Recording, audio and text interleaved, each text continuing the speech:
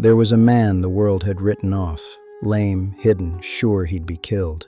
Then a king sent for him, not to punish him, but to feed him. Then a seat is waiting. Mephibosheth, the forgotten man invited to the king's table. Internal production code FS5015. Long before the tragedy, a promise was forged in the heat of battle and the quiet of the fields. David and Jonathan were one in spirit. They made a covenant. Jonathan, the heir to the throne, recognized a greater king in the shepherd boy and asked only for mercy for his family. To understand the grandson, we must look at the tree from which he fell. He was the fruit of a royal house and a holy friendship. The year was roughly 1010 BC. The air in Israel was thick with the scent of defeat and the smoke of battle at Mount Gilboa. When news arrived that Saul and Jonathan had fallen, the palace at Jezreel erupted in a panic that would echo through history. Welcome to Beside Still Waters. I'm glad you're here. Today we pose a central question. What happens when your past makes you hide? What happens when the world writes you off before you've even had a chance to stand? Let's return to that fateful day in Jezreel. Mephibosheth was only 5. His nurse, acting out of a desperate love to save the last of the royal line, scooped him up. But in her haste, as the record suggests, she stumbled. The boy fell hard onto the unforgiving stone of the palace floor. From that moment, his life was divided into before and after. He was lame in both feet, his royal stride broken forever. The child prince was whisked away into the night. His identity became a secret, his safety dependent on his total disappearance. He was no longer a prince to be feared. He was a liability to be hidden, a grandson of a king who could not stand. The world, it seemed, had no place for a broken prince, and so the shadows became his home for 2 long decades. He disappeared from the pages of history for years. He was taken across the Jordan, far from the halls of power in Jerusalem. His destination was Lo-debar. In the Hebrew tongue, the name literally means no pasture or no word, a place of total isolation. It was a place of barrenness, a land where nothing grew and no one important ever visited. A perfect place to be forgotten. There he lived in the house of Mashir, son of Amiel. He was a guest of mercy, living on the charity of those who pitied his house. He was a man hidden away, expecting nothing from the world but the mercy of anonymity. He lived in constant, paralyzing fear. He knew that if the new king, David, ever found him, the standard practice was the total elimination of every heir of the rival house. He carried the weight of a lineage that was now a death sentence. To be a son of Saul was to be a target in the new kingdom. So Mephibosheth stayed in the shadows, his shame and his infirmity keeping him prisoner in a far-off land of silence. He lived as if he were already a ghost, a man the record suggested was sure he'd be killed if his name was ever spoken in the palace. The silence of Lo-debar was his only sanctuary. The world had moved on, and he was content to stay in the margins. But the records tell of a different conversation happening in the palace of Jerusalem. David sat on a throne he never asked for. He remembered a covenant, a promise made to Jonathan, his beloved friend, that he would never cut off his kindness to his house. David turned to his court and asked a question that would change everything. Is there anyone left of the house of Saul? Is there anyone that I may show the kindness of God to him? He wasn't looking for a threat to neutralize or a rival to silence. He was looking for a heart to bless. He was looking for a way to honor a friend who was no longer there to see the fulfillment. Ziba, a servant of Saul, was summoned. He spoke the name that had been whispered in the shadows of Lo-debar for so long. Jonathan has yet a son, Ziba replied, who is lame in his feet. Ziba thought this physical detail might end the king's pursuit. But to David, the brokenness of the man was not a deterrent. It was an opportunity for the kindness of God to be made visible. David didn't wait for a resume or an apology. He sent his men immediately. The king's chariot was coming for the forgotten prince. Imagine the terror in Mephibosheth's heart when he heard the rumble of wheels and the heavy knock at his door. The king had found him. As he was carried out, he must have thought his time was up. He had lived his whole life for this moment of judgment.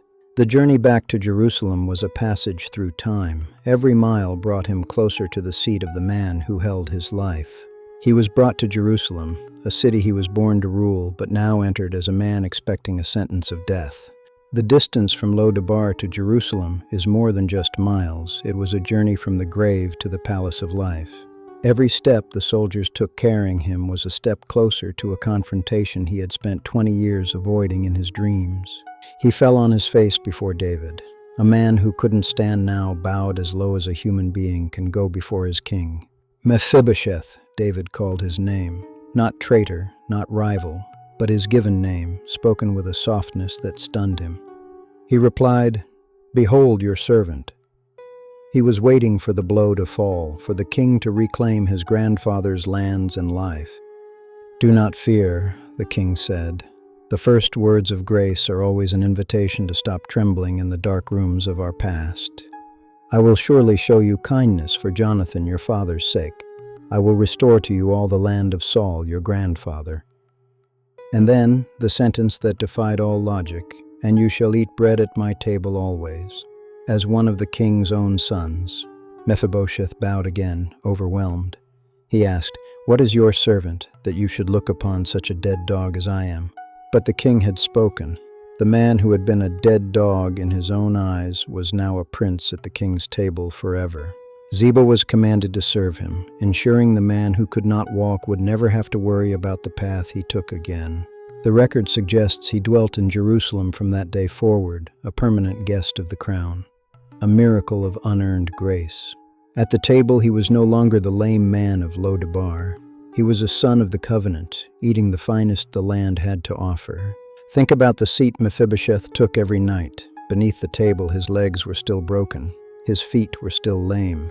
But above the table he was a prince. The king's table covered his brokenness.